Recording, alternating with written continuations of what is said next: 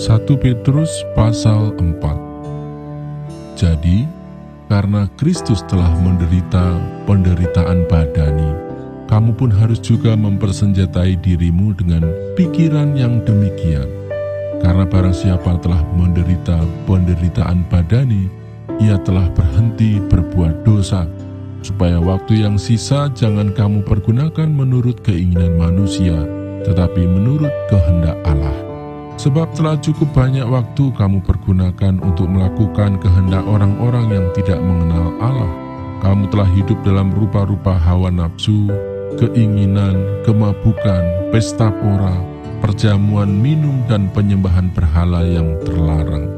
Sebab itu mereka heran bahwa kamu tidak turut mencemplungkan diri bersama-sama mereka di dalam kubangan ketidaksenonohan yang sama, dan mereka memfitnah kamu.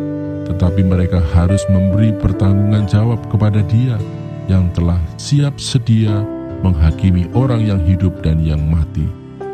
Itulah sebabnya maka Injil telah diberitakan juga kepada orang-orang mati, supaya mereka sama seperti semua manusia dihakimi secara badani, tetapi oleh Roh dapat hidup menurut kehendak Allah. Hidup orang Kristen. Kesudahan segala sesuatu sudah dekat. Karena itu kuasailah dirimu dan jadilah tenang, supaya kamu dapat berdoa. Tetapi yang terutama, kasihilah sungguh-sungguh seorang akan yang lain, sebab kasih menutupi banyak sekali dosa. Berilah tumpangan seorang akan yang lain dengan tidak bersungut-sungut.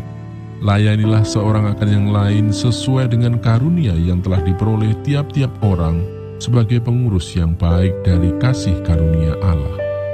Jika ada orang yang berbicara, baiklah ia berbicara sebagai orang yang menyampaikan firman Allah.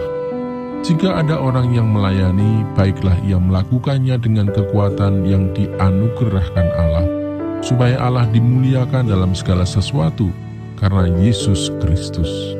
Ialah yang empunya kemuliaan dan kuasa sampai selama-lamanya. Amin. Menderita sebagai Kristen.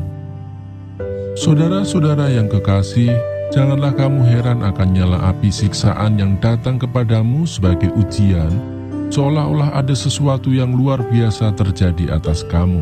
Sebaliknya, bersukacitalah sesuai dengan bagian yang kamu dapat dalam penderitaan Kristus, supaya kamu juga boleh bergembira dan bersukacita pada waktu Ia menyatakan kemuliaannya. Berbahagialah kamu jika kamu dinista karena nama Kristus, sebab roh kemuliaan, yaitu roh Allah, ada padamu.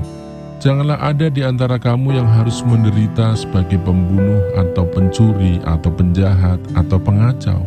Tetapi jika ia menderita sebagai orang Kristen, maka janganlah ia malu, melainkan hendaklah ia memuliakan Allah dalam nama Kristus itu. Karena sekarang telah tiba saatnya penghakiman dimulai, dan pada rumah Allah sendiri yang harus pertama-tama dihakimi. Dan jika penghakiman itu dimulai pada kita, bagaimanakah kesudahannya dengan mereka yang tidak percaya pada Injil Allah? Dan jika orang benar hampir-hampir tidak diselamatkan, apakah yang akan terjadi dengan orang fasik dan orang berdosa? Karena itu, baiklah juga mereka yang harus menderita karena kehendak Allah, menyerahkan jiwanya dengan selalu berbuat baik kepada Pencipta yang setia.